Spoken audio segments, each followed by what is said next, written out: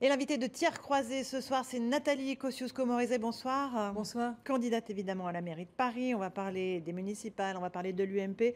Un petit mot de l'actualité et des infos qu'on vient d'évoquer dans le journal de 18h. La situation en Syrie qui pourrait se débloquer après une proposition russe.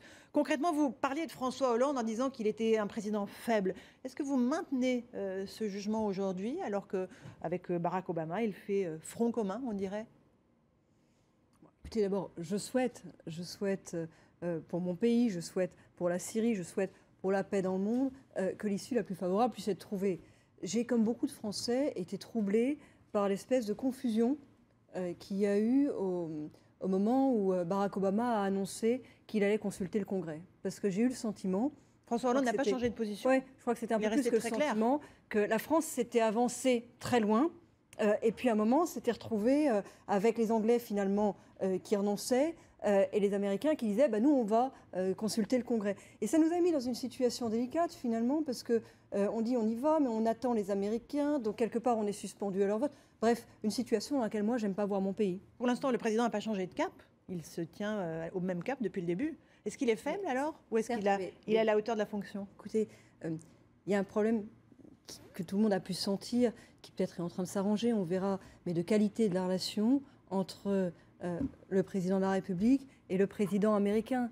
Quand même, on a eu le sentiment... Elle a l'air plutôt bonne. Ces derniers jours, ça a l'air de s'allonger. Enfin, on a eu le sentiment que le président américain n'avait pas prévenu François Hollande qu'il allait demander l'avis du Congrès américain.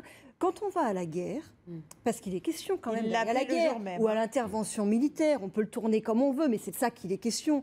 C'est important, vous avez du mal à une relation de confiance. Vous avez du mal à dire que François Hollande se débrouille plutôt bien sur ce dossier syrien. Moi, pour le coup, je n'ai pas changé de position. Je l'ai dit depuis le début, à partir du moment où on trace une ligne rouge, et on a tracé une ligne rouge, la communauté internationale, sur l'utilisation des armes chimiques, et face au drame, au massacre horrible qu'il y a eu, on ne peut pas laisser la transgression de la ligne rouge sans réaction. De ma position, elle est celle-là, et je la maintiens. Je préfère quand la France est dans une situation la plus claire et dans la meilleure relation avec ses partenaires internationaux. L'UMP, reconnaissons que l'UMP avance un peu dans le désordre sur ce dossier syrien.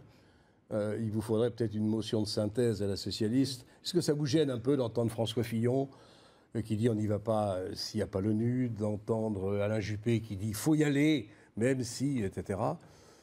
C'est pas très rassurant tout de même qu'un grand parti ait du mal à définir une position commune. Sur un sujet comme ça, qui engage beaucoup la sensibilité personnelle aussi, moi ça me choque pas.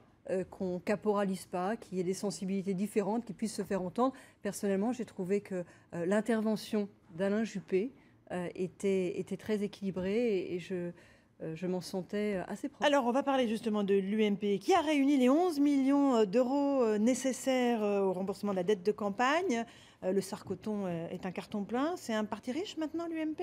C'était Les dons étaient pour Nicolas Sarkozy ou pour l'UMP? Je ne sais pas si on peut dire que rembourser une dette, ce soit devenir riche. Payer ses dettes, c'est s'enrichir, paraît-il. Oui, c'est un dicton populaire. Comme le répète l'UMP régulièrement, la dette de la France, en tout cas. C'était important.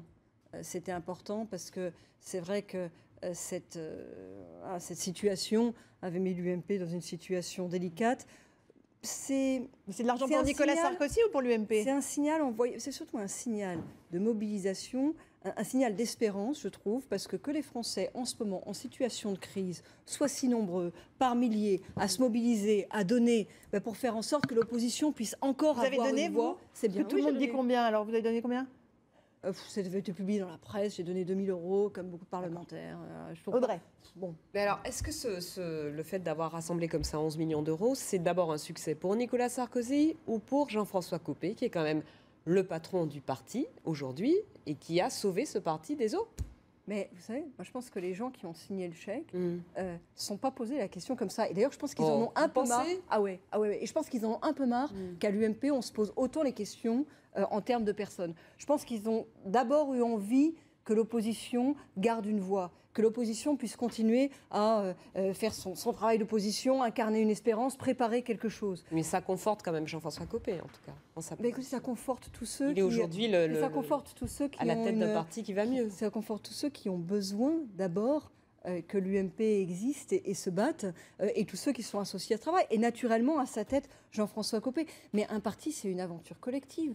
C'est pas la chose d'un homme. Mais vous diriez que l'UMP est en bonne santé, rassemblée sur une ligne commune, avec un leader. Parce que d'autres disent qu'il n'y a pas de leader, eh ben, écoutez, il n'y a pas de ligne. C'est Alain Juppé qui le dit d'ailleurs. Il n'y a pas de leader en naturel effet, à que c'est l'UMP. Alain Juppé. Ça, ce sarcoton, comme vous dites, n'a résolu ni la question du leader, ni la question de la ligne, ça ne fait pas de doute. Mais en revanche, il est vraiment un signal d'espérance pour tous ceux qui ont envie que ça change. Vous savez, avant l'été, on vous aurait dit, on se serait dit là, dans ce plateau, en 2 mois, on lèvera 11 millions. Personne y aurait cru. Ah, si. Non, c'est la plus grande. Alors, je veux bien rechecker toutes les interventions qu'il y a eu avant l'été. Audrey Pulvar, je ne suis pas sûre que vous aviez prédit ça. C'est la plus grande levée de fonds qu'ait fait un parti politique sous la Ve République. C'est pas rien quand même. Et c'est voulu et souhaité et porté par Nicolas Sarkozy qui prépare son retour. Mais Nicolas Sarkozy, moi je n'ai pas du tout interprété ça de la manière. Tout le monde a voulu interpréter sous langue politicien. Moi je crois surtout que Nicolas Sarkozy ne se sentait pas, ça n'aurait pas été son tempérament et sa nature, de laisser son parti politique, sa famille politique dans cette mauvaise situation. Comme ça, sans intervenir. Et donc, il s'est engagé pour que ça se passe. Et donc, naturellement, puisque Audrey Pulvar posait cette question, il y a bien entendu sa part, et d'une certaine façon, sa part première. Et sans aucun doute, un certain nombre des personnes qui ont fait leur chèque, ils pensaient à lui. Mais c'est d'abord le sauvetage de la voix de l'opposition. Alors, il y a eu François Fillon hier soir, c'est ça? Oui, alors justement, Jean-Claude, je vais vous proposer étrange. qu'on l'écoute cette phrase, mon cher Jean-Claude. C'était au grand rendez-vous iTélé Europe 1 Le Monde. Écoutez ce qu'il a dit en cas d'élimination du candidat UMP au second tour des municipales. Aux élections municipales, j'ai dit à mes amis à plusieurs reprises, votez pour le moins sectaire. APS peut être plus sectaire qu'un Front National. Ça peut arriver. Et même s'il y a des projets de fusion de listes. Ça peut arriver. Et même s'il y a des projets de fusion de listes. Je ne dis pas que c'est toujours le cas, mais ça peut arriver. Et si en 2017, il y a encore 4 ans, il y avait François Hollande et le Front National, le moins sectaire, c'est qui? On attendra d'en être là pour en parler. Ah là là. Avant la présidentielle, il y a les municipales. Comment vous interprétez politiquement cette déclaration de François Fillon? Bon, je pense qu'il faut faire la différence entre deux choses. Il y a quelque chose dont il faut bien que tout le monde se rende compte, c'est que c'est assez agaçant, systématiquement, sur tous les plateaux télé, d'être confronté à la question hypothétique d'un éventuel second tour PS-FN. Et on le voit bien d'ailleurs dans la question de Jean-Pierre Elkabbach qui dit « Mais alors, et si en 2017 ?» Et moi, je comprends très bien que François Fillon ait renvoyé la question. Maintenant, sur la question de fond, moi, je me suis déjà exprimée sur le sujet, je le redis, je pense que les Français n'ont plus envie, nulle part, ne supporteraient pas, ailleurs que ça n'a pas de sens, d'avoir des consignes de vote. Donc, moi, je n'en fais en aucune manière une consigne de vote. Mais je pense aussi que la responsabilité d'un homme ou d'une femme politique, c'est de dire, y compris dans des situations de crise, ce que seraient ses choix. Mes choix sur une situation de ce genre, je les ai déjà dit et je n'en change pas. Mais Nathalie Kosciusko-Morizet, quand vous avez un parti, en l'occurrence le Front National, qui fait des scores à 2 chiffres, on verra ce qu'il fera à Paris, on en parlera peut-être tout à l'heure. Quand vous avez à Marseille, les sondages valent ce qu'ils valent, mais tout de même, à 22, devant le PS, est-ce qu'on peut se contenter de dire « Ah non, on ne veut pas le savoir, c'est un parti d'extrême droite ». Quand vous avez 22% de Français qui votent sur ce parti, c'est pas plutôt sur les sujets qui font que 22% des Français à Marseille sont prêts à voter Front National qu'il faut s'interroger plutôt que de dire non, on le feront jamais, on ne veut pas en entendre parler. Mais je ne vous dis pas le contraire. C'est vous qui dites jamais on ne veut pas en entendre parler. Je ne vous dis pas le contraire. Je vous dis 2 choses. Je vous dis que depuis tout à l'heure, on est là, on devait parler de la municipale de Paris. Et vous me faites une phrase en disant la municipale de Paris, peut-être on en parlera tout à l'heure. Je vous signale juste que les questions très hypothétiques que vous évoquez là n'ont absolument aucun rapport avec mon actualité politique et mon actualité politique des 6 prochains mois. Donc je suis ravie d'y répondre, mais c'est quand même un détournement perpétuel des questions. Attendez, parce que vous avez pris des positions très fortes à l'égard du Front National par le passé. Et je continue à les affirmer. Et je continuerai à les affirmer. Mais quand même, si vous voulez, ça doit être dit. Maintenant, sur les questions de savoir pourquoi nos compatriotes votent parfois en grand nombre Front National. Mais bien sûr que c'est une question qui doit être posée.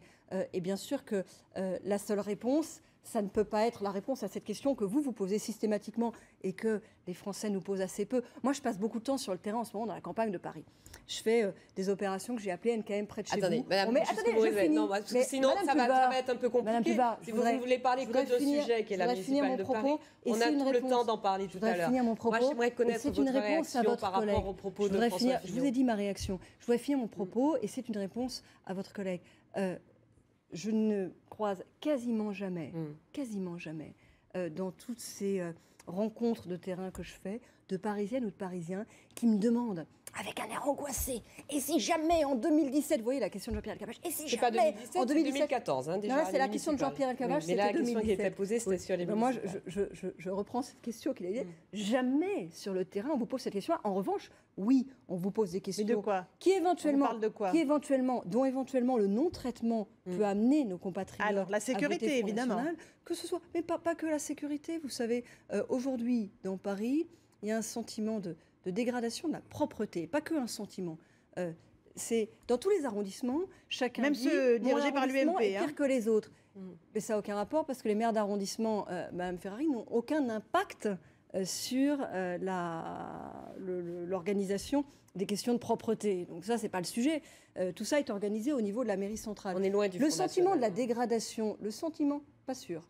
Je suis pas sûre, Mme Pulvar. Je suis pas sûre. J'aimerais juste avoir une chance de poser une Je question. suis pas sûre du tout. Sur le Front qu'on soit- National attendez, et je suis pas sur sûre les du tout qu'on alliances soit de loin, second tour parce des que le municipales. sentiment du Si ça ne déclassement vous dérange pas trop. économique et culturel, le sentiment, entre guillemets, que ça se dégrade de manière générale, a des effets bien. Est-ce que bien vous êtes négatifs totalement sur ce en sujet. phase avec la déclaration de François Fillon? Mais je vous ai répondu tout Est-ce à l'heure. que entre le premier et le second tour des municipales, vous appellerez, comme vous l'avez fait par le passé, à voter socialiste si il y a le choix entre un Front National et un socialiste? Mais je vous ai répondu c'est tout à terminé. l'heure. Je vous ai répondu tout à l'heure. Je vous ai dit que j'avais toujours dit avec la plus grande clarté quelle était ma position sur le sujet et que je n'en changerai pas. Votre Je vous position dis au départ aussi- était un rejet du vote Front National. Donc vous n'êtes pas d'accord avec Votre François position Fillon. était un rejet du Front National jusqu'au J'ai même cantonal de écrit- 2011. J'ai même écrit un livre Oui, après les absolument, c'est pour ça cantonales qu'on vous pose la pour le question. dire.